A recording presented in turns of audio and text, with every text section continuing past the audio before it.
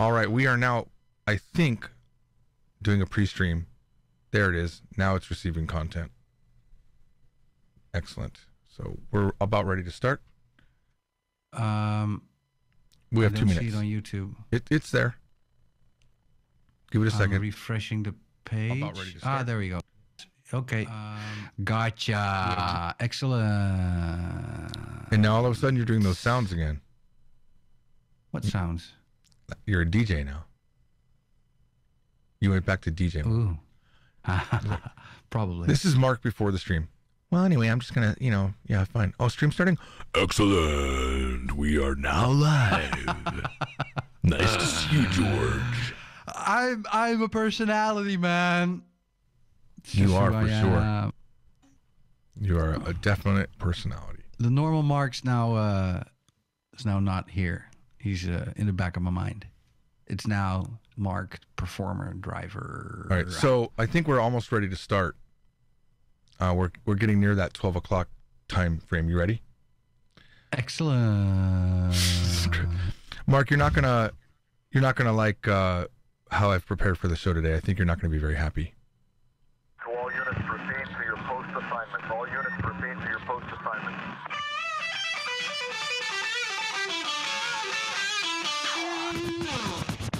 George Trombley, Mark van Dijk, Mark and George Show. On this Tuesday, January 29th, 2019, coming to you from the capital of the Dutch province of Sober Virtues, Groningen. My name is Mark van Dijk. And I am George from the city that never sleeps. This is Las Vegas. Actually, I'm lying to you. I'm in Henderson. I'm in a sub-city of Las Vegas. So I'm looking over Las Vegas from my window, but I'm actually in Henderson. I'm almost Can you embarrassed see the to say. strip? I can. I actually have a very good view of the strip. And when we bought this house, we had to pay extra for having a view, about Nice. $10,000. How do you like that? Well, it's worth it. I It's an think. awesome oops. view, Sorry, what's isn't that? It is. It's really an amazing view. Yeah. I just looked over. Are you jealous? Kinda. I am, yes. I mean, I live in the most boring country on planet Earth. I wouldn't say that. You have Amsterdam. Yeah, that's the most non-Dutch city, in my opinion, of the country. Really, and you know, Amsterdam. Even they are trying to make it more difficult for tourists to come here because there's just too many tourists. So they're increasing prices. They're removing shops that have only tourism, that only aim to sell stuff at tourists, and they're really trying to demote everyone because the city cannot handle it. And it's well, I mean, how much would you recommend people to go to San Francisco at this point? You know, with what you hear about the people stepping over homeless people, And having to watch having out for feces poop on and the street. needles. Yeah. You know, I've That's heard that. I tough haven't. stuff. I went to San Francisco maybe about 2 years ago, and I didn't see any of that. So I think a lot of times, I actually believe there's a lot of fake news or over sensationalized news where you take a negative thing and you harp on it so much that becomes the narrative when that's really not what's happening. Yeah. Well, here it's city policy right now to try and make it as unappealing to tourists as possible. Really? Which is That's interesting. Really strange. Yeah, because it's Amsterdam. You know, I grew up thinking, well, Amsterdam, that's like the city of where you can be free, where you can enjoy your freedoms, be yourself. You know, very open on so many topics, from smoking weed to prostitution and all that stuff. I mean, whether you agree with that stuff or disagree with it doesn't matter. It's all possible in Amsterdam, and right now, well, the city's turning into something else, and I don't really know how to define it, but it doesn't remind me of the Amsterdam of lore. Well, So. I mean, Las Vegas is also famous for being, well, Nevada, the state of Nevada. We are truly a United States in America because each of our states has their own laws. And before we had, for example, legalization of marijuana, the fines for marijuana was different in each state. For example, you could grow one plant, for example, in one place, or it was a misdemeanor in one, and it was a felony in another. Interesting. So it's just different for each state. And I was trying to get to the prostitution topic because Las Vegas, Nevada, the state of Nevada was the only state that had legal prostitution. And I believe it still is the only state that has legal prostitution. But in order to clean up the image of Las Vegas, they did pass a law that any incorporated county that has over 100,000 population, it became illegal. So if you want to go have legal prostitution here in Las Vegas, you have to cross the mountain to a city called Pahrump. Are you familiar with the name Pahrump? No, not at all. That is where I Sounds believe like it should be. Art Bell used to be broadcasting from. Oh, really? Interesting. I believe so. Okay. Well, I've seen pictures of his, shack. Yeah. Well, when you come up here, when you visit me here in Vegas, we'll take a trip to Death Valley and we go right through Pahrump and we'll hit one of the brothels on the way up. What do you think about that? Excellent. Excellent. Let's do it, man. Let's go totally unhinged. So we'll make pictures. We'll interview people for a show. How about that one? We'll just broadcast right from the brothel right there. Yeah, from the city that never sleeps. From a guy who was also didn't have any sleep in 5 days. Well, you were sick, right? I have been sick, yes. Still am. Not completely myself again. It's currently kept under, like 2 hours before the show starts. I take some paracetamol and some anti-allergy medicine, and it really helps keep, the runny nose at bay for a while. But probably an hour after the show ends, I'll collapse again, and tomorrow I'll probably still feel like shit. But yes, yeah, I think this is one of the what's the converse of perks? One of the downsides of having a small child is you bring him to kindergarten and back, and there are many different children, and they are all currently having the sniffles and everything. Yeah, I was gonna say I didn't realize you bring home your unique petri dish, and he probably gives you a lot of Yeah, germs. I was going to say, because I didn't realize he was going to preschool, I was going to say, once he goes to school, you're definitely going to catch a lot of colds because the children around him are all touching their noses and they're wiping their snot on their hands and then they're exactly and rubbing on the door. it into their, it's disgusting. Oh, yeah, no, it's awful. And sometimes, when I pick him up, he just before I picked him up, he filled up his diaper again. So I want to clean him before I bring him back home because usually I drive and I don't want that car to fill up with the smell from the Golgotha mountain. So I remember driving down driving down the street with we're driving down the highway, and my oldest daughter, I think she was 2 or something like that, and she had to take a leak. And of course, I don't want to pull over, and neither does my wife. So, but she was already out of diapers. But Yukari, my wife, would have diapers ready just for this. These are real situation. dilemmas. I know. Yes. And then it's like, okay, she pulls her pants down, she spreads a diaper below her, she lets her, urinate into the diaper as I'm driving down the highway. Wow, exciting. Wow. And I'm yelling like, why? No, stop. Yeah. Don't do this to me, because you can smell urine throughout the car. It makes sense. I'm surprised that it worked. My boy, he's really, he needs the perfect set and setting before going to the bathroom can occur. So I'm surprised. He's potty trained, right? Obviously. Not yet. No, not yet. Okay. It's been a very difficult thing to do with him. I remember when I was potty training my oldest. You always say to them, good job, you're doing great. When they're doing well. Yeah. And I was you're encouraging them, and you're just making them feel good. And I remember I was taking a leak, applauding, yay! I was taking a leak myself. We tried it from behind. My daughter was like, "You're doing so good," and I remember thinking, I am good at this, aren't I? And I was actually happy, and I realized even when it's not true, like it's a fake compliment, because what does she know? You do feel good about it. So I'm pretty damn good at urinating. I'm pretty sure I'm good at it. Our son was 2, and he also did the same thing. Yeah, he had a phase where it went really well, and then suddenly he stopped again. doesn't want to do it anymore. So right now I'm trying to encourage him, telling, well, listen, when you get older and go to school, then the kids at school all already know how to do it, and you still have to learn stuff like that. Peer pressure. Yeah, he always says, exactly. But he always says, yeah, when I'm older. So, but we keep trying. I mean, yeah. It's Well, also, listen, you cannot put too much force on it, or else it becomes scary. So Before we get to you have to find a the way. heavy topics, I think we had a few small topics we were going to talk about. We already did a few of them at this point. We're talking about. Ooh! Can I start? I've got some good news. You about got the show. All right, go ahead. So created a PeerTube and a BitChute address for us. People can check it out via the About page on markandgeorgeshow.com, which is also under development right now. PeerTube is an alternative to YouTube, but a decentralized alternative. That means that not any one operator should be able to take it down. I still have to look at the ins and outs of how this all works.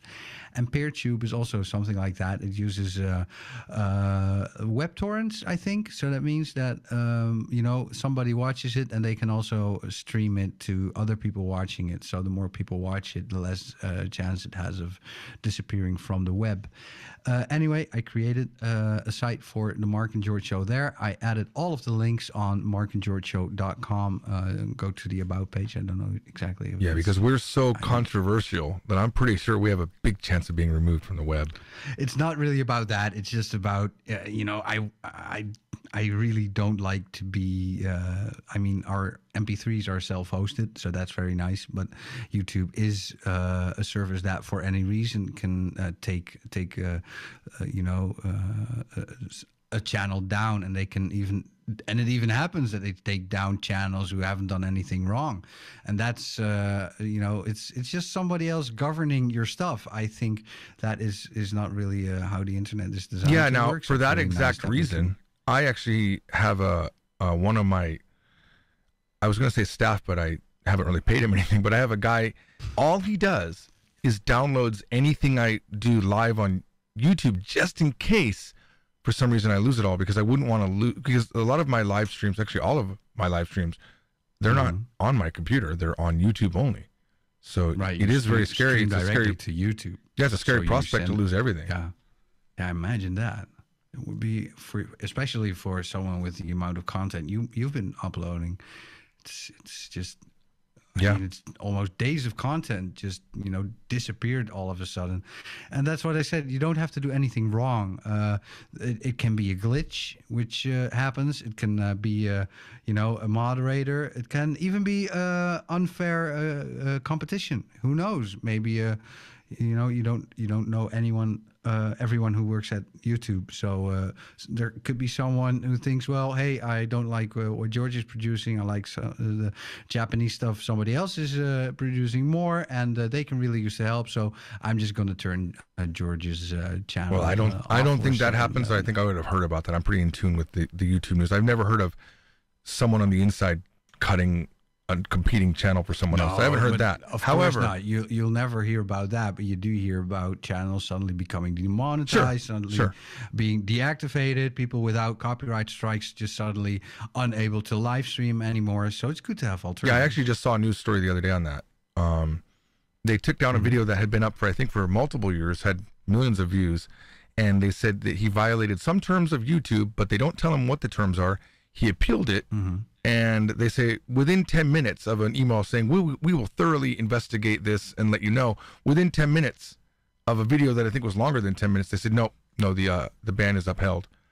So it's unfortunate. And I worry about when I see, YouTubers with millions of viewers having this problem, where I'm a small potatoes kind of a guy with 110,000. So if someone with Isn't it millions of strange views, that we call that small these days, by the way? It's just an aside. I know, right? I mean, 100,000 people tried to collect them in your house. It's quite a lot, I mean, we could just take the 150 or so that we have here on the Mark and George channel. That would also be enough, don't you think? Just 150? I think we're only at around 140 something actually. Ah, I don't want to hurt your feelings, but maybe we should mention Bing a bit more. Bing, Bing, Bing. Bing and then Bing it. And then Bing it. No, I don't want to hurt your feelings, but the channel I made about Tissue Boxes has more viewers than the Mark and George Show. That doesn't hurt my feelings. How many did the Tissue Box channel have on its first video? On its fourth video? Fourth? That's a good question. Third? We might be beating it there. So, there you go. All right, let's talk about another subtopic, lip smacking. Lip smacking. Yes. This is our... We talked about that a little bit before the show started. Yeah. Yeah, there's a problem where I actually now think it's more my problem than your problem, where before I speak, I tend to suck the spit out of my mouth, which leads to a lip smack. Mm. And it's very annoying, very uncomfortable. So we're gonna try to count how many of these I have, and we're gonna try to avoid that. Yeah, we need a lip smack counter, or now, we can just point it out. Just point it out, and also when I'm doing it, or when I'm making some kind of other weird sound, or if I'm saying the same word a lot, or if I'm over umming myself, just point it out. Of course. I do think that if you guys really want to have a really enjoying moment listening to the Mark and George stream, you need to come to the No Agenda pre-show stream, and you can get bonus burps from Mark. 15 minutes, and it was just one burp. Get on my case, man. Get on my case. Yeah, but it was... Everyone cares. It was a burp with bass. I'm just saying. Ooh. Burp with bass. Yeah. Is enhanced a bassy burp. Nice, right? All right. So you got actual content, or I have some content. Wait, I had another subtopic. We were going to get into it. Okay, hit me. Well, it just came up. Today's a little bit off the cuff. I mean, it's because I'm still a bit feverish. No, it's gonna be an excellent show. It's gonna go down as one of the top shows in the first 4. Okay, sounds good. Cryptocurrency. You said Bitcoin was tanking. I didn't say that, but it seemed that it's not going well with that. I mean, I just saw a price indicator somewhere, and I thought, well, that doesn't look great, and that got you motivated to do something about Bitcoin. So I'm not gonna. I mean, I'm just gonna give the information. Saying hit me a lot. Am I not? Okay. I'll give you hit me. I'll give you the information. But last year, in 2017, at a New Year's party, all of my friends were together. And we were talking about cryptocurrency, and everything was great. And I remember at that time, my portfolio was worth so high. over $40,000. And I want to explain just a little bit how I got to that $40,000 valuation. A few years back in 2012, when I started my new company, the guy that joined it with me said, "Hey, let's do cryptocurrency." It's like, okay, and I purchased Ripple. You know what Ripple is? Ripple XRP. Yeah, so I purchased, I think, 14,000 or so Ripple, and then they had a way to mine it. It was kind of like mining it, where they would give you free Ripple if you put a program on your PC that would help like research AIDS or do some sort of research number crunching. So I did that. Okay. And eventually I ended up with 24,000 Ripple. But the price at the time that I had spent for all of my Ripple, including that, the computer generated stuff, for 24,000 Ripple, I had spent $200. And then it tanked. The price tanked to like 0.02 cents. It was ridiculous. And I forgot about it. I honestly forgot about it. No, I didn't. I just said, you know what? That's money lost, and I didn't think about it. And And then I was talking on one of my live streams about I lost 1.5 Bitcoin that I had bought for $900. I lost it because I don't have the password on my self-managed wallet. But someone said to me, "George, what about your Ripple?" I was like, "Oh yeah, my Ripple." He says Ripple is now at 29 cents. And I'm like, "Are you kidding me?" So my $200 investment had turned into $6,000. Right? So that's so nice. So what I did was I took that Ripple, I sold it all to 6,000, and then I bought Bitcoin Cash, and I did a bunch of things like that. Eventually, purchasing a little bit more Bitcoin, I was up to 40,000. Now, if I would have just kept the Ripple, that same Ripple for $200 was worth $100,000 just a few months later. But I had already sold it. I see. Now just to finish this topic off, sorry. Now my portfolio is worth, at this very moment, $5,500. So I've actually lost quite a bit of what it used to be worth. The same amount of coin that I've had since 2017. Just hold on to it. As long as you hold on to it. That's what I'm thinking. It's either going to go to zero, or I'm going to be holy shit, I'm a millionaire. It's so weird, man. 2 years ago, like in the beginning of 2000, when was it? 2018 or something? How would I know? January 2018. Bitcoin was about 20,000 euros. Right now, the price is not even 3,000. So yeah, it's. Well, you can imagine me dropped by a panicking to lot. figure out my password when my 1.5 Bitcoin was worth $30,000, and I was trying to figure out my password, and I still can't. So Oh, okay. So there's still somewhere, but you're unable. But you still have the wallet? I have the wallet, and well, here's the scary thing: is I had a guy write a code for me that would auto log me in, trying various variations of what I thought the password would be, and it ran through 240,000 combinations. There's no way. And it didn't work. You know what I did was, because it was, I had heard about the hacking, what not.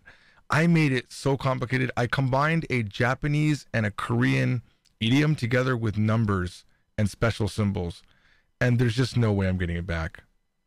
That's secure, huh? Yeah, it's so secure. I'm never gonna get into it again. Yeah. Well, that sucks.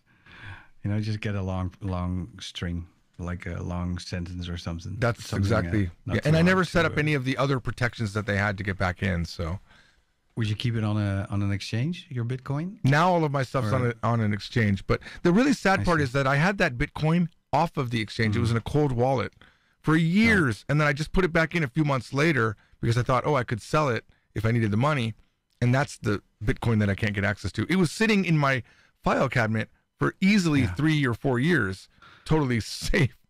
So Yeah. And then suddenly you cannot access it again. That sucks. yeah, all right. Well, that's all I had for subtopics, and I think you have something prepared. No. Many of the leaders who normally make the headlines didn't attend the World Economic Forum this year.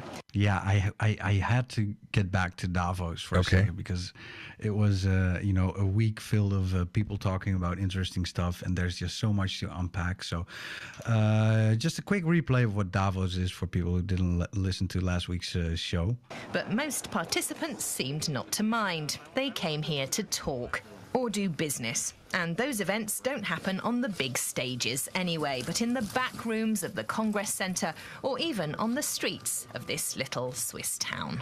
So many people didn't attend, but those who did attend talked mostly in back rooms or on the streets, and that to me was pretty interesting, and I think it's something that we didn't fully hash out last time.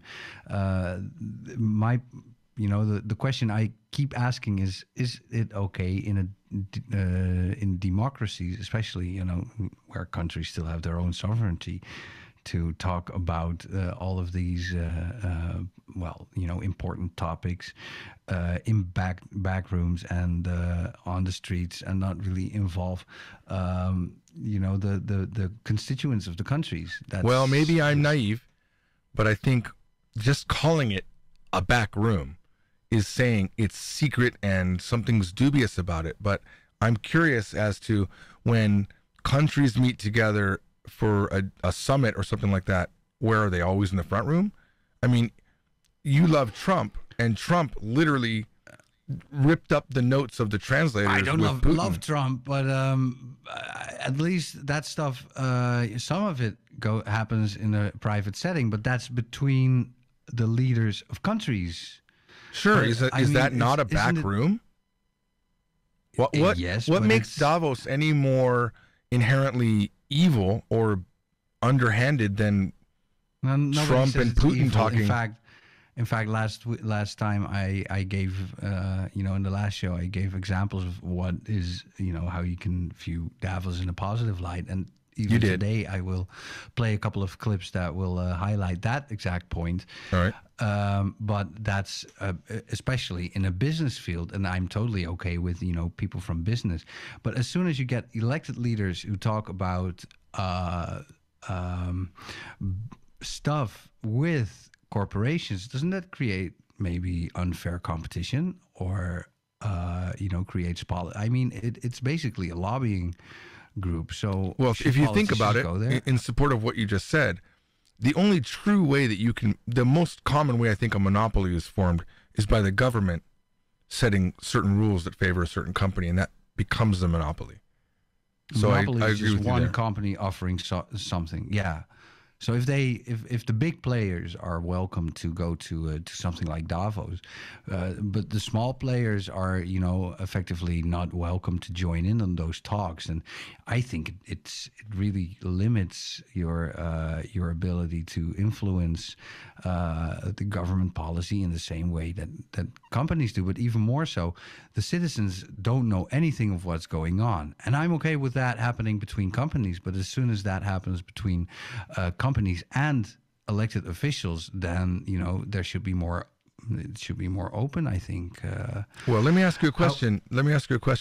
So, this actually came up before, but let's take me. Let's take you. We have the Mark and George show. Do we have any voice in talking about how to form an electric grid? Should we have more say over an electric grid between the government and, let's say, a company like Westinghouse that actually deals with electricity grids?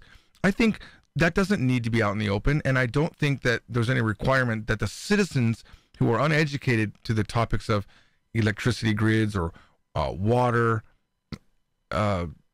piping and whatnot, I think that we don't have the necessary education to be talking with the government about that. How do you feel about that? You never know about if you don't try, you don't know. Okay. And, let's talk about the electric grid, Mark. Me and you. No, that's beside the point. Is it? Point is, I think so. I mean, the point is more about talking with, for example, companies like Shell, big oil companies, or BP, or about how to affect the policies in countries far away from there, so that we can, get maybe an advantage, maybe an unfair advantage over how to get the oil here, and how it affects the countries over there. That's if you talk about this stuff in back rooms, then the people effectively won't know. Which is, of course, that's the way how currently works.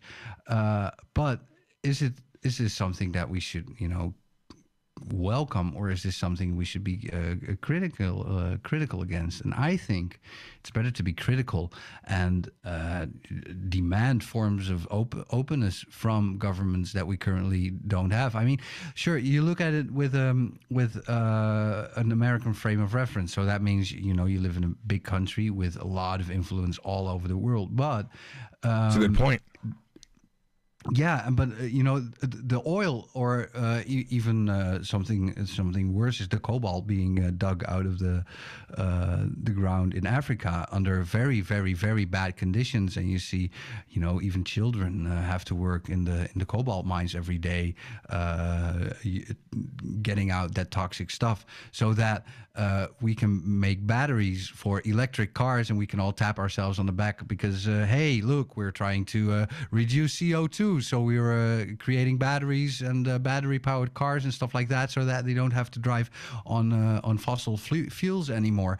However, the countries that are affected, we don't know. What the influence that our government has on that. So I think you've taken this in two different directions. So you're talking about you're talking about the word is slipping my mind right now, but taking advantage of children, or sort of like a sweat labor style mentality in those countries versus a large conglomerate corporation getting oil out of a country, or getting cobalt out of a country to serve their needs.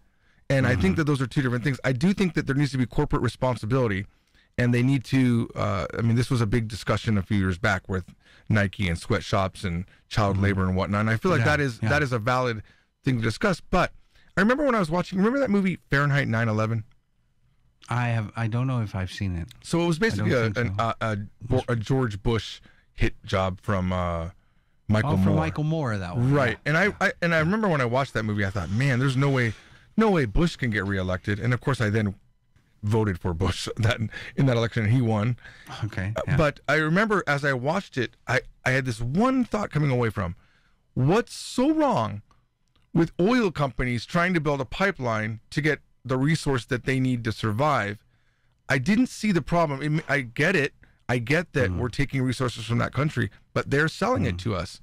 And why not take the advantage? And I think about my own business. It's like, am I not going to do my best to get advantage for me over my competition? And countries are competition. Well, you don't strike me as the kind of person who would say, well, let's try to make that oil pipeline as cheap as possible. And if there's a, actually, I would. There's a pipe. You would. I would absolutely try to make it as cheap as possible. Would I also at the same time try to make it safe? Absolutely. Why? Well, there you go. That's what. Why though? Why would I make it safe? Because it would be a PR nightmare to have that pipeline. Not only see, the thing is, companies by design are sociopathic, right? They don't really give any care for people. No, but they don't have to be. Maybe they are. You're right. They don't have to be, but they are. But the one thing that they also don't want is a PR nightmare. So that's why I think there's incentive to make the pipeline safe, right? Right. And there was something else, that I wanted to talk about. I'm looking at my clips, and there was one thing that we also talked about last week that kind of connects to this in the terms of globalism and globalization. We talked about it. You said, well, basically, globalization is something that happens whether we want it or not. And I said, yes, that's true. But the one world government kind of globalism is something that I don't really think is a positive. Well, imagine if there was one world government, then we wouldn't be taking advantage of the other smaller governments. Not that I'm saying let's get a one world government. I'm just saying that would solve that problem, wouldn't it? I don't know.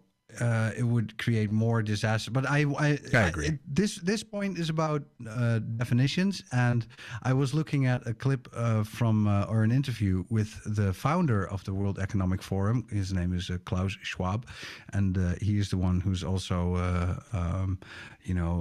written books about they call it the fourth industrial revolution. He gives us a definition of globalization that I wanted to bring up, which goes back to the point we were making last week when we talked about this, and he makes an interesting distinguishment that I want you to hear and comment on. Hit me. We're talking about the next wave of globalization, but we seem to be in a downtrend of a deglobalization right now. What is responsible for that? I would reject this argument. I think we have to make a differentiation between globalization, which is a fact, and globalism. Let me come first to globalization. I think the world of tomorrow will be even more globally integrated because we are moving much more into a digital world, into a virtual world. And digital flows do not know borders. They don't have to cross borders.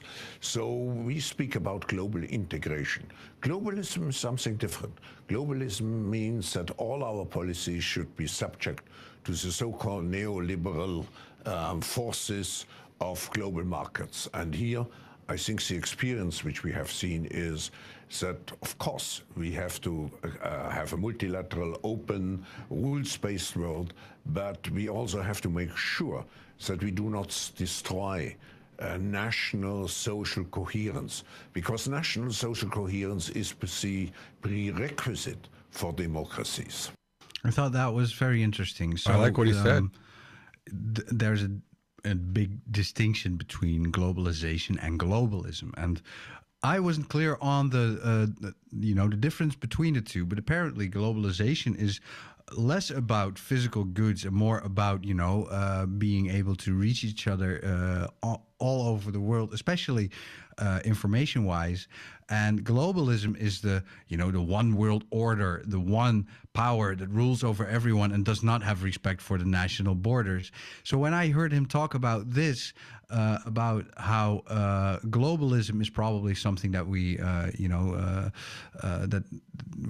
in my interpretation, should be careful about because it does not have respect for national sovereignty. That made me a little bit happier and a little bit less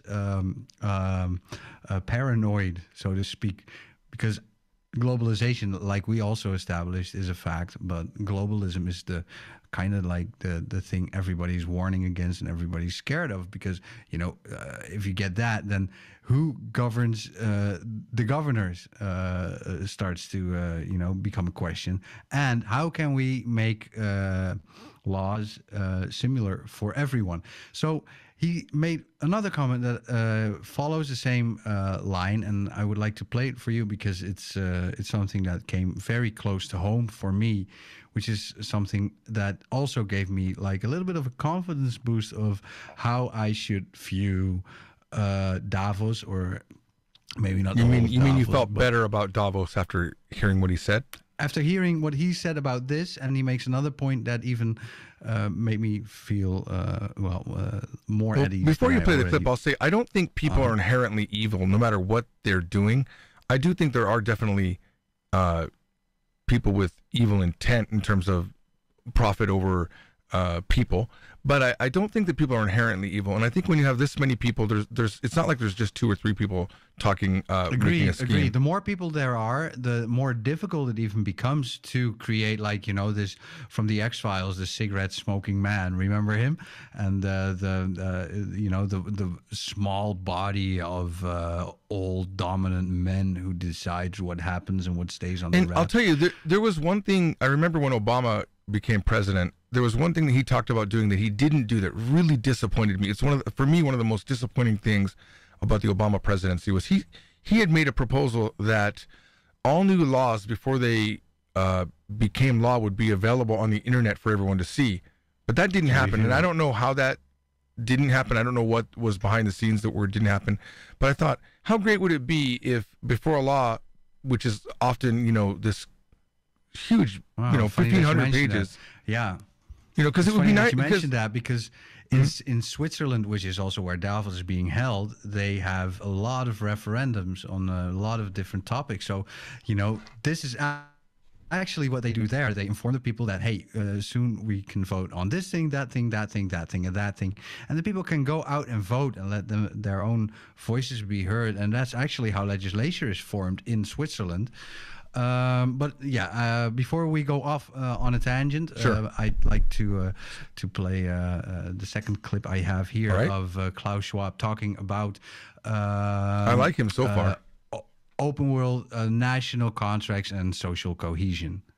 So we have to find this balance between keeping an open world and, on the other hand, keeping our national contracts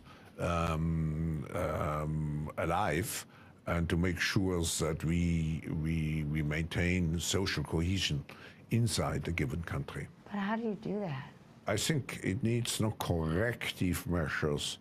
It needs proactive measures. For example, education, giving everybody equal chances in the professional life, having a high gender parity.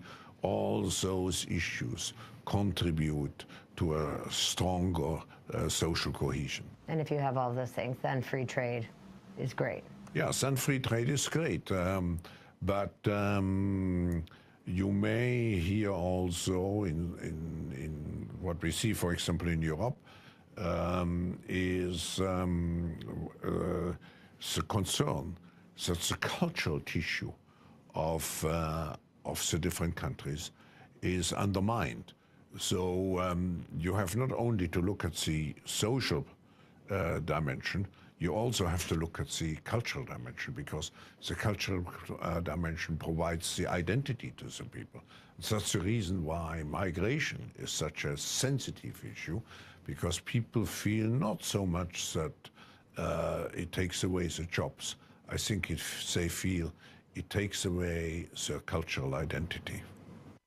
I was very happy to hear him say that, because this is the feeling I and many others are getting, is that our own governments are not, they don't accept or, appreciate the value of identity and cultural identity. So hearing him mention this by itself is already like, it makes the whole topic of or the whole idea of people going to Davos to hash these things out a little bit less nefarious and a little bit more supportive, which is, Well, I would say, what if there wasn't a group like Davos, or if there wasn't this meeting of people that can actually affect change? I think we'd have exactly. even more issues. Yeah, this is something that We would probably propose that we do something like Davos in that particular case.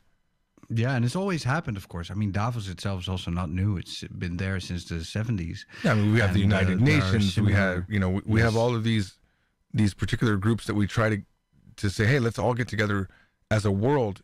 We have the Paris Accords and all of these things that we try to do.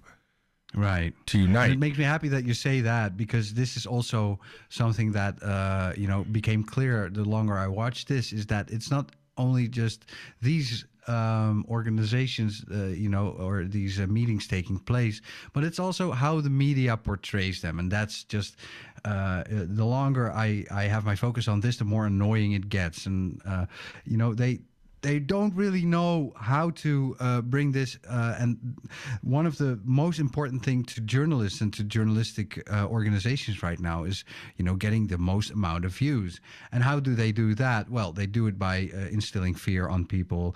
I got to agree with you. The more that we've stated this before, but I was really focusing on left-sided media for the longest time, and then I started watching right-sided media, and that kind of got me a balance. And I realized, I think a lot of reporters, either they're like intentionally ignorant, or they don't know how to make a nuanced statement. Because I remember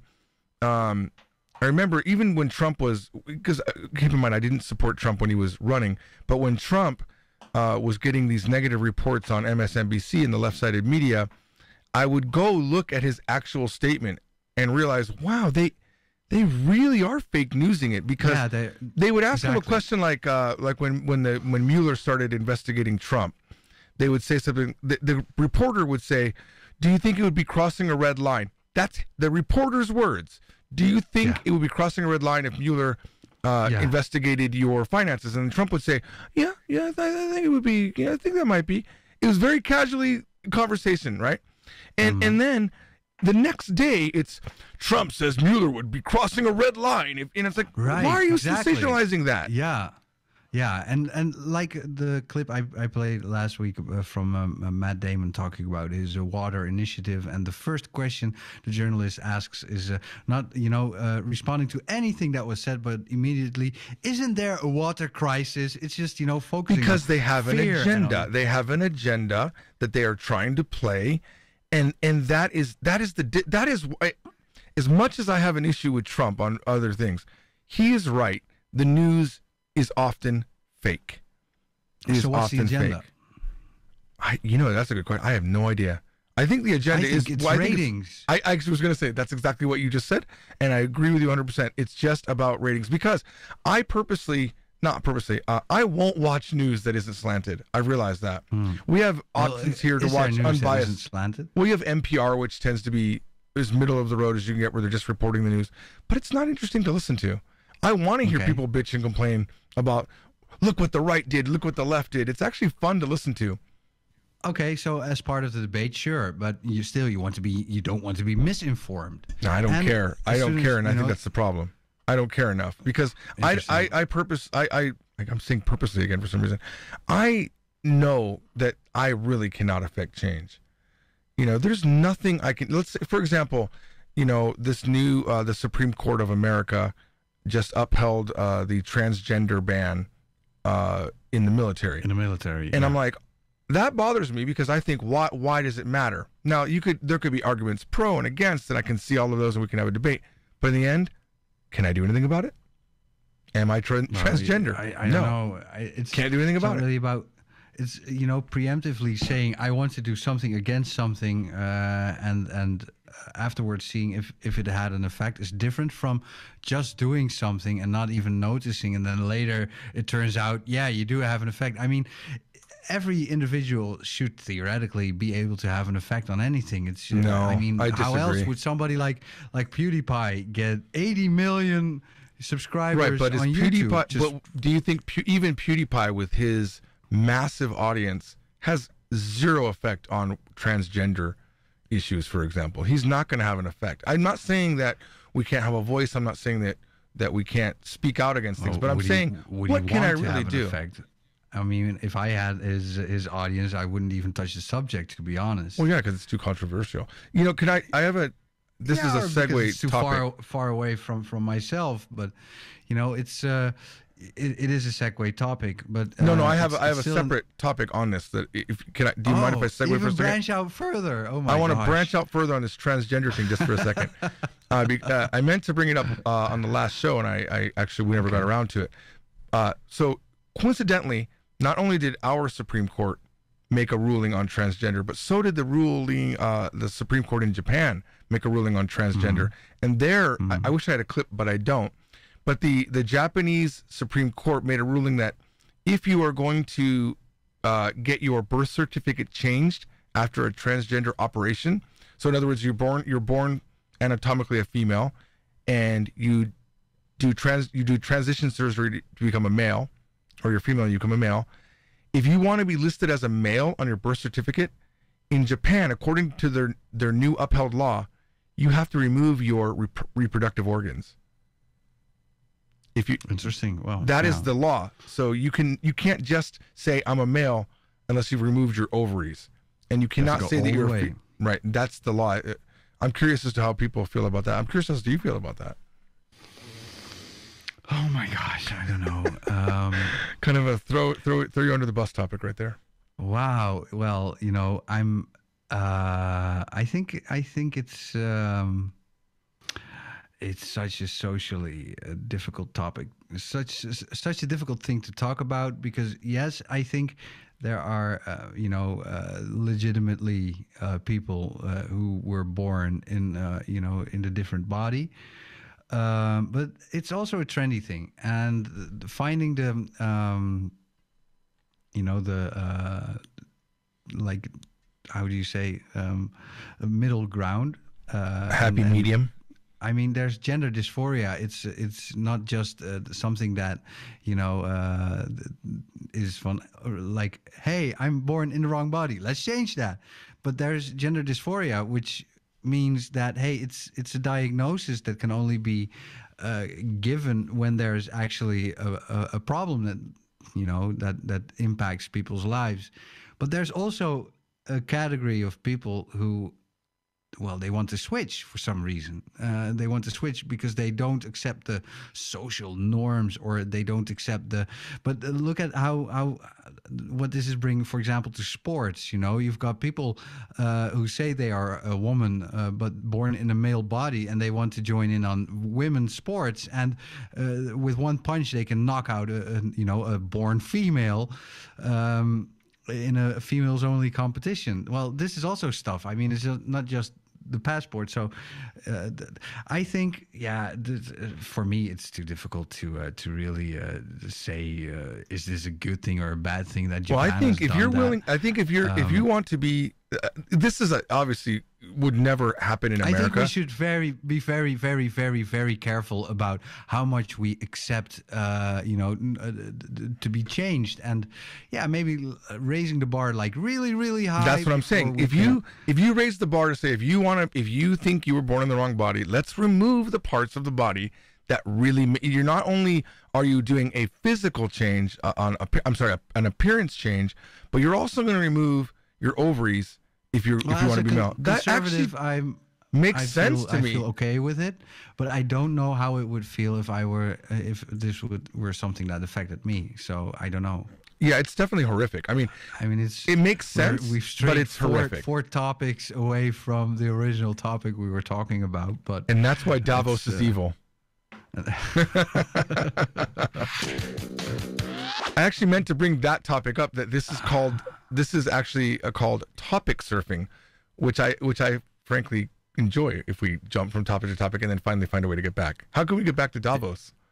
Well, we can go back to Davos by going back to journalism, which is what we were hating on. Fake news. And And but I can make a very quick jump because Let's do there's it. one thing. There's one interesting thing. Like, you know, last episode I was hating on George Soros, and still I don't like the guy. But this is a time in which, you know, it feels like everything is fluid, not just gender definitions, but also preferences. So I was hating on George Soros, but listen to the following clip, and how can I, you know, only dislike a person who is bringing stuff. Stop drinking the to Kool-Aid. forefront like this. Stop drinking the Kool-Aid. Billionaire investor George Soros had some strong words for the Chinese president. Mr. Soros called President Xi Jinping the, quote, most dangerous enemy of free societies. Mr. Soros said that China's social credit system would give Mr. Xi total control over his people. Beijing is currently developing a facial recognition system, which Mr. Soros says would enable the government to use algorithms to determine how big a threat an individual poses to the regime. He also said U.S. tech giants like Facebook needed to be reined in for the sake of democracy. So, the social credit system. And George Soros says, hey, it's probably not a good thing that you are building this because it gives you way too much power. Yeah, I agree. Actually, I do agree.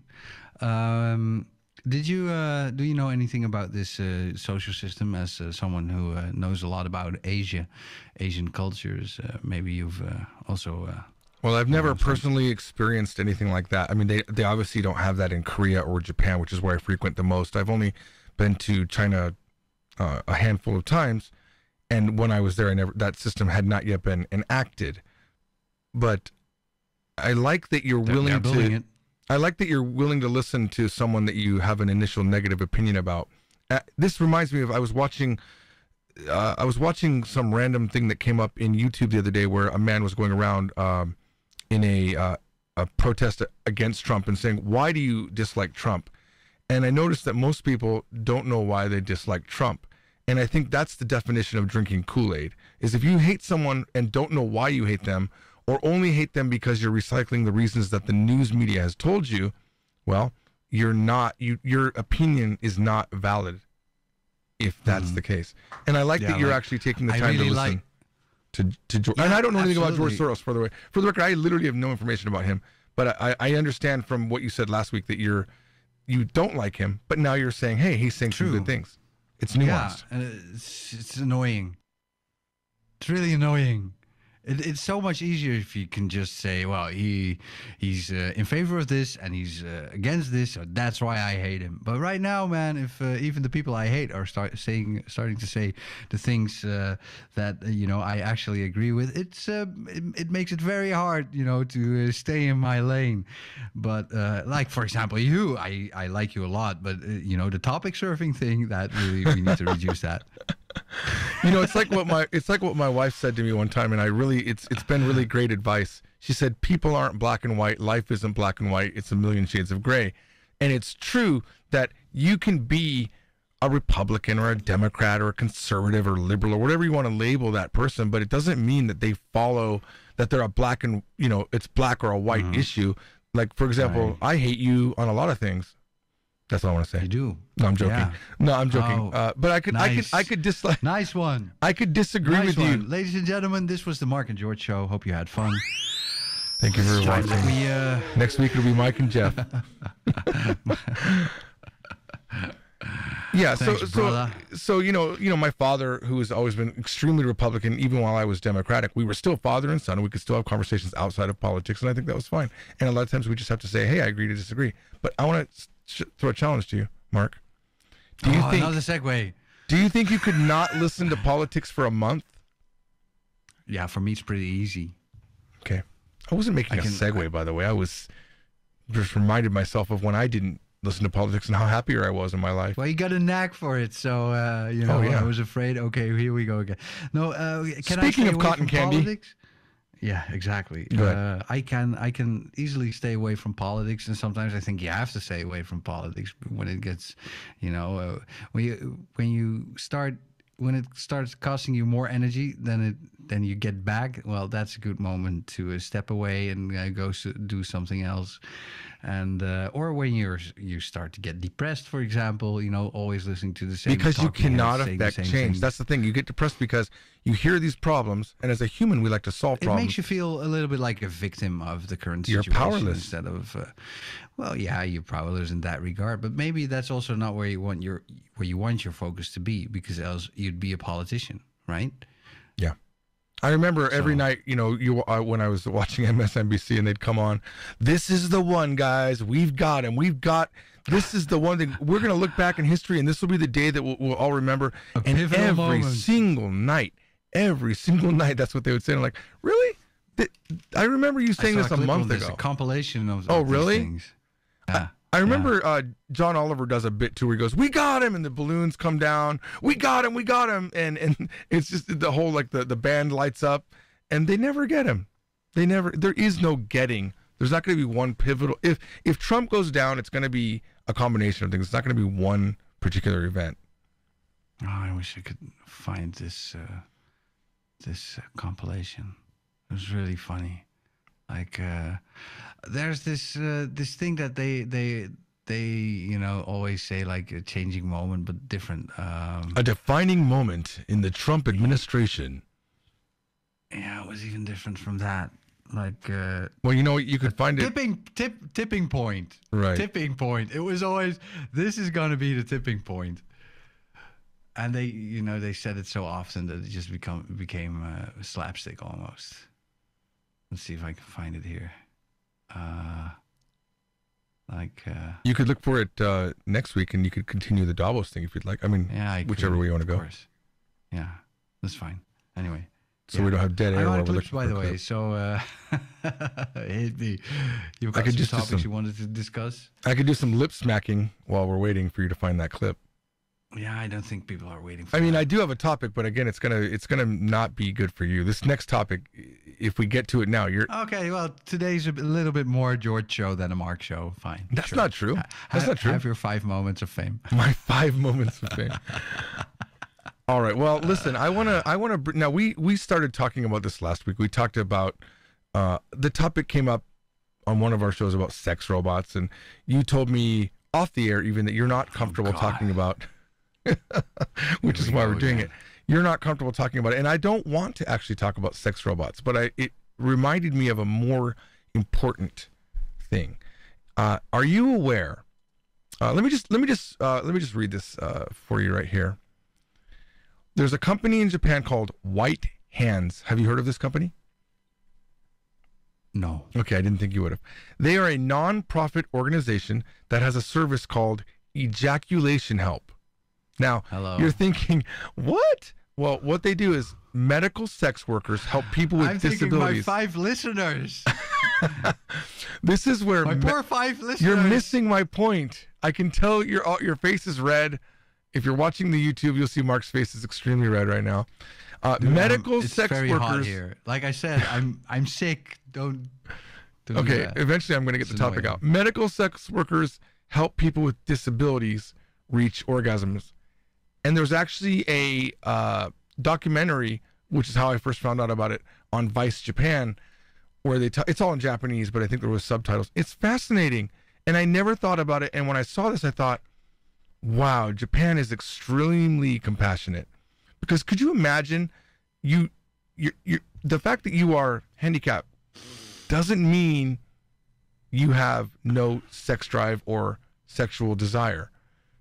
How frustrating would that be to not be able to ejaculate? Your thoughts, Mark? Yeah, man, these topics are at the top of my mind. It would be if you all of a sudden were paralyzed. But I'm not. I mean, well, it doesn't affect you, so. Exactly. I mean, that just goes back to the whole transgender thing, where it doesn't really affect us, and I think it makes it easy for us to cast it aside as a topic. But if you watch this, I highly recommend anyone listening to go watch this. Listen, the problem is more like this, okay? I'm trying to bring a very interesting show where we can think about, the really interesting things about life in a certain context. And talking about an ejaculation service is just not that kind of interesting to me. I mean, that is the that's most so interesting nice, topic you know? you could There's have. a person, there's a person who wants to wank off somebody who can't do it himself. Well, that's nice, but Did I point who out? cares? Did I point out It's that the women really- doing the ejaculation are volunteers? Come on, think about that. So what? I mean, why bring it up? Why talk about it here? People don't need to hear that stuff. It's really, I think it's a juvenile topic. It's also it's not what I want to spend my 90 minutes a You're show killing on. me. You're killing me, Mark. God. So would you rather talk about sex robots? Well, you know my stance. It's the same stance. It's this is the kind of topics that you talk about in the locker, in the dressing rooms or stuff. But I mean, I'm Wait a putting minute. You seriously don't think that this is a good social issue to talk about? Where it's not only Japan, Taiwan has this kind of service, and I wouldn't be surprised if we have that kind of service here in America somehow. No, that's fine, and okay, those things exist, but I am not the right person to talk about this stuff. It makes me feel very uncomfortable to talk about. Why do you it. feel I don't uncomfortable? see it. Well, we're not going to go into a psychological analysis of me here right now. There's stuff people like to talk about. There's stuff people don't like to talk about. I am not really interested in talking with people about sex and about all of that stuff. This is not the show for that. It's so easy, and I've said this a couple of times now, but it's like talking to a wall. And at least if I talk to a wall, I can also kick it when I feel that it's not hearing me. But with you, it's so difficult to just find. Are you really this upset about this topic? I mean, or are you just trying to make interesting No, George, radio? I'm upset by the fact that you keep trying to push my boundaries instead of trying to make this into something that actually, works for the both of us. It's just trying to push my buttons and see does Mark respond? When does Mark respond? Hang on. You are mischaracterizing That's really what I've annoying. done here. You are. I am spending days here making clips, Yes. writing all kinds of stuff here, trying to make nice Very points impressive. to come across. And there you go, saying either stuff like that, the easy response, like, oh yeah, that's interesting, or but not really sounding interesting, or you bring up these totally unrelated things. Okay, I'm not going to That's even. really annoying to I'm me. not going to address the fact that you're saying I'm not participating in the discussion of Davos, for example, which I did, and we even topic surfed away from it a Yeah, little bit. you are. That's of course. But I want you to know that there was no part of me that said, "Oh, this is the topic that Mark's going to be completely on about." The Dude, only I've told you four times now. Let me. Stuff You've had like your sex say. robots. You've had your say. I did not talk about sex robots right now. And I only brought up sex robots because that was the initial discussion, which led me to what I believe is an amazing act of compassion on a society. That if we really care about people, this is a service that makes sense. It's not.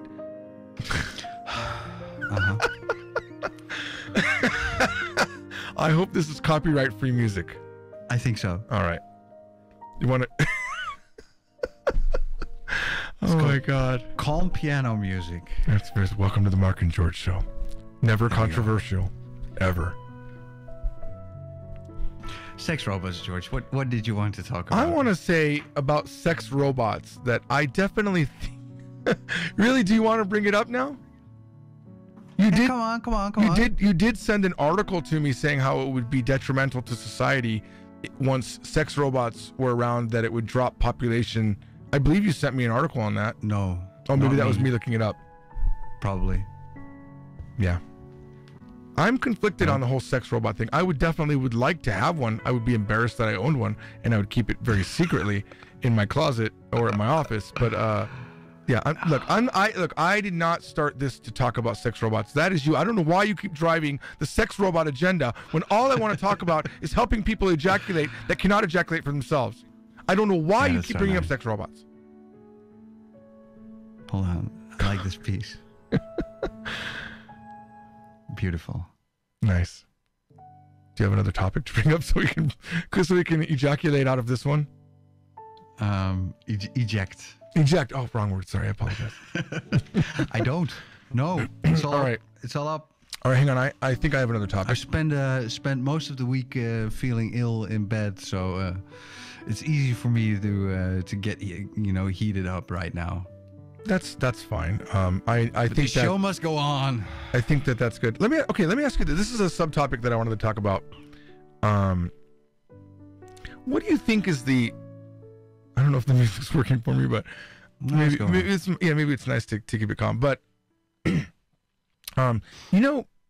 excuses that we make throughout the day for when things go wrong. Like, for example, you're saying right now that maybe we don't have decent topics or content because you were sick. That's fine. That's an excuse. But I'm curious as what is the best excuse if you're late or if you're not just late to work, but late on a project? What is the absolute best excuse in your mind? And by the way, keep in mind, I do have an idea on what I think would be the best excuse. The best excuse for when I'm late? For let's just say in the scenario, let's say, everything goes wrong in the morning and you're late to a job. I don't know, something that's just easy to, something easy to pick. For example, my son threw up. Right. So is that something that you would do? You go to work late and they say, why were you late? Well, listen, my son threw up. Is that something you would do? No. In a real world scenario, what would you do? I would tell him honestly what happened. Okay. Which was I don't what? make excuses. You don't make excuses. I forgot to set my alarm clock, or hey, had some trouble so waking up. Or if you forgot to set your alarm clock, you would actually say, I forgot to set my alarm clock. Yeah. I think that's actually the wrong approach. Easiest. I think it's the wrong approach. For me, the easiest thing is to be honest, because then I don't have to make like an alternative reality in my mind and stick to that. Okay, I have a better solution. What if you just said, I'm sorry I'm late?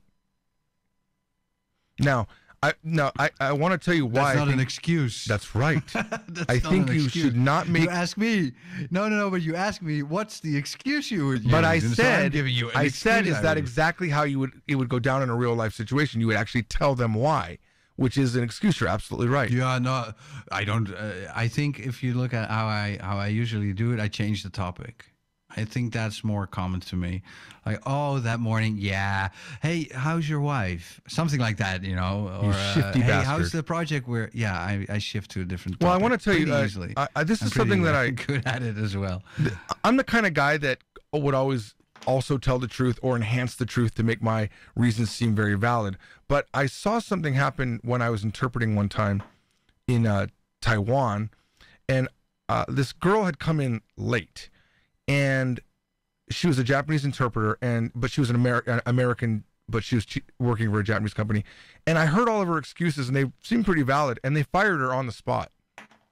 They fired her on the spot, even though those might have all been valid excuses.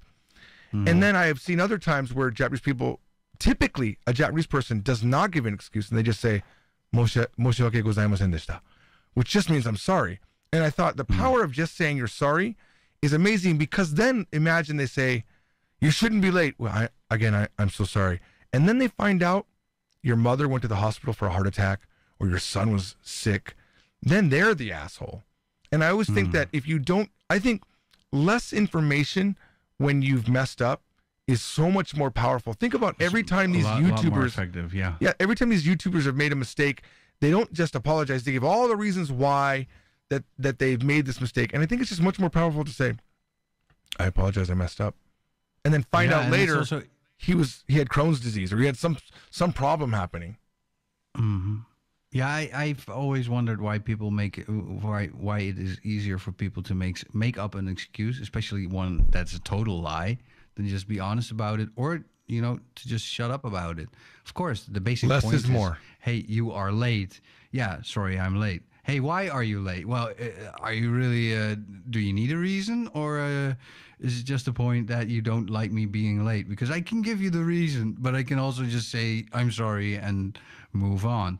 But it's also like if you're just late for one time, there's not really the necessity to give a reason. But if you're late 4 times in a row, then yeah, we'd like to know what's up. Of course, if I were an employer, I would like to know what's up, because that would make me either, help understand and accept it. Like, oh, you're having troubles at home. Oh, well, okay, sort those things out.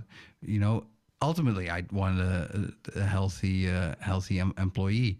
Or if it's at school and you're a teacher, then of course you want to know, hey, is everything going right at home? And then that's a good time to talk about it, or to say, well, I don't want to talk about it. So I don't know. Making excuses is also something people start to do when there's a structural problem. And the structural problem can also be, I've been playing some kind of online game until 4 a.m, and I realized I had to wake up at 7 again. So I just had 3 hours of sleep. And that's the kind of lie, or situation people want to get away from. And as a result of something like that, they would make up something else, like I don't know, whatever excuse comes to mind. Yeah, I guess being honest, I guess just saying I'm sorry I'm late has its power if you have an actually good reason why you're late. If it's I was playing StarCraft all night long, that's probably a time where you want to make where you might want to just say, listen, it's personal, I really can't talk about it, but I apologize that I'm late. Might be the better way to go on that. There's a saying, I don't know if you've heard this before, a good liar gives many details. A great liar gives none. Right, yeah. And I've kind of treasured that in my mind, that, if you're, well, listen, because she called me at 2 and my phone was off. No, just, I missed your call. It's funny. Sorry. I actually, I remember a conversation I had with my grandmother when I was very young, and she basically explained to me that you shouldn't tell lies because you don't have the memory to, remember lie as it grows older. So the more you lie, the more you have to remember, and especially if you tell different people different things, it becomes more difficult to remember. And I remember, because it was her telling me that I felt I was really interested in her lessons, and I really listened to them a lot. So I think that was one of the moments when I realized, well, lying actually creates more problems than it solves, especially if you if you keep maintaining the lie. Yeah. And lying is also a very interesting process because of all of the stuff that happens in the brain. You formulate more and more scenarios inside of your brain that actually increases the amount of stress, especially to get caught. So it's kind of funny how you can go down this path and I think that's what happens with these people that get caught for stealing millions of dollars from people. I think it starts out really, really small, and they get a little bit over their head, and they lie to one person, and they inflate some numbers here. Of course, that's the most important thing. Well, they think that, I don't know if they're lying to themselves, but they're more kind of justifying it. Like, I'm not a bad person. I know I took thousands of dollars from my friend, but I'm going to get it back to him. And once this thing takes off, it's kind of like that Fyre Festival. Did you watch the documentary on the Fyre Festival? Fyre? No. So there's a documentary on Netflix called, I think it's called just the Fyre Festival. But basically, long story short, some guy set up a festival in the Caribbean somewhere, or the Bahamas somewhere, and it basically completely fell apart. But if you watch the documentary, I got the idea that he was trying to make it happen. He just was inadequately funded, and he didn't quite understand how everything needed to work. But he was working to make it work. He just sucked at it, and then that led to him having to lie and cheat and scam. And that's kind of a case of one lie led to another lie, led to bigger problems. I don't think he was inherently evil, as I was saying earlier. I don't think they were inherently evil people. I don't think he set out to steal people's money. But in the end, that's what happened. Right. Yeah, that's what happens. The best thing is to just, the thing that I get afraid for most is the threat of having to lie. Like, oh, there's the the obvious road that you can take, but it never ends well. Either you have to confess later on, or even worse stuff happens. So it's, especially to yourself, best to just not lie. Even omitting something is better, because then you don't have to remember. Yeah, and then they say you're lying via omission, which bothers me. Well, sometimes. There's another thing that happened to me. I want to ask your opinion on this, because this really kind of bothered me. It still bothers me, and I haven't been able to reconcile it in my head. Something happened between me and my wife, and we were arguing about it, and she said, "You lied to me." And I thought, I didn't lie to you. At the time that I said it, it was true in my mind. But yeah, but for my wife, the fact that for whatever reason, I didn't do what I said I was going to do, it ended up being that was an untrue statement. But is it okay for her to say you lied to me when at the moment I wasn't lying and it turned out that I wasn't able to fulfill the promise or the thing that I said? Is that still a lie? I find in relationships you always have to read between the lines, and if she says you lied to me, then that's, what does she say is sometimes different from what does she express. What she expresses sounds to me more like you betrayed me, which might still not be true. That's even harder for me to accept. Yeah, but at least it brings the question from a semantic matter to something that actually is something that you can work with. So why do you feel betrayed? I didn't betray you on purpose. So what happened that made you feel this way? But see, the result is I still betrayed her, and I think that's where my wife gets upset, that she's saying, if you cannot actually produce, feel like, if you can't actually do what you saying, it can't just be a belief in your mind that you can do it. You need to have a plan of action and know that you can do it. Then it's not a lie. Failure, of course. You also have to have a plan of. I mean, people. Not everyone is the same, and I usually choose people around me who aren't that, that controlling of me, because I really don't like when the kind of person who's really strict about things, like, hey, you said you would have it done by 5 and it's now 5:01. Where's my result? Well, aren't those the worst people that remember everything you've ever said to them? Yeah, I think my wife has always said, and it's so true. One of the reasons me and my wife are still married is because we both forget things. Yes, if we, am I right? If you can't forget something, you're going to hold that forever, because people lie all the time, unknowingly. It happened a while ago with me, or might have been yesterday. My memory's a bit a while ago, now, or yesterday. I don't know. It might have been yesterday, but it was. We had an argument in the morning, and then usually we both realize, okay, well, that's a dead end. We talked about things that don't really matter that much, so let's just purposefully forget about it and just move on, because this doesn't serve us. So we don't talk about it anymore. We both just ignore that situation. Ignorance is bliss.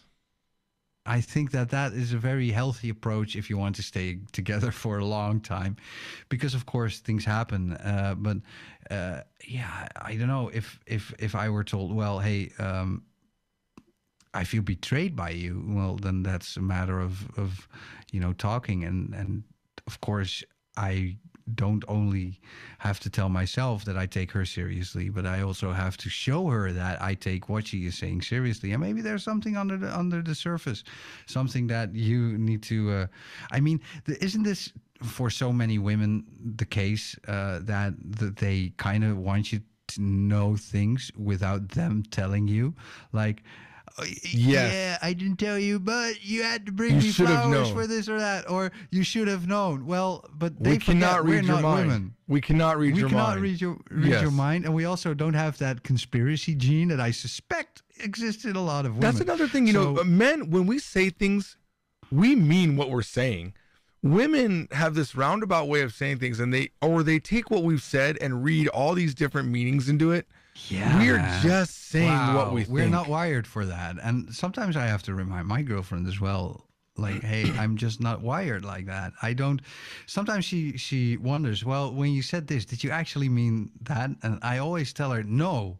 If I mean something like that, like, an alternate meaning to something, I will just tell you that directly. I promise that I will tell you that directly, but I won't convey like a hidden meaning. Here's a possible scenario. I made curry for you, honey. Do you want to eat? No, I'm not hungry right now. No, I'm not really hungry. Are you? Wait a minute. Do you not like my cooking? Are you exactly something like that? No, if I don't like with someone else, I would tell you. And the thing is, I have said I don't like this particular dish, and that turns into, are you having an affair? Oh wow, yeah. No, I'm joking. That's never happened. But I like all of her dishes. Yeah, I find someone who makes better curry. How about that one? Huh? There's a nice curry restaurant that I'll take you to when you visit Vegas. Sounds good. Yeah. Yeah, man. How's that for a segue? Sounds really nice to go to Vegas. That is a segue that creates some things to look forward to. Yeah, that's for sure. I'm having quite a rough time here. I mean, I see it myself when I turn on the webcam, which I purposefully do not because I'm a radio guy, so I just want to listen. What do you mean you're having If a I rough look time? at the webcam right now, I see how red my face is, and that's also kind of how I feel. So What are you feeling, Mark? don't know. Tell me. I Tell feel Uncle like I'm George. having a fever and need to go lie down for a bit, honestly. I see.